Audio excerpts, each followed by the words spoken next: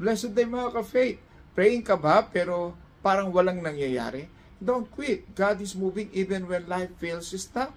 And let me share how to keep you believing kahit walang pagbabago. Sabi sa Hebrews chapter 10 verse 23, let us hold fast the confession of our hope without wavering.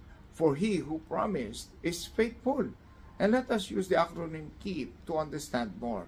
Una, know God's promises. Stand on His word, not on what you see. Ang promises ni Lord sure, kahit hindi nagbabago ang sitwasyon mo.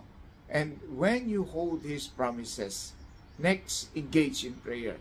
Don't stop praying. Kahit simple prayer, it keeps you connected kay Lord. And as you keep praying, then encourage yourself in the Lord. Speak life. Sabihin mo sa sarili mo, God is faithful, God is working. And when your heart is encouraged, finally, persevere in obedience. Keep doing what's right kahit walang result. God rewards obedience. And this is Pastor Francis.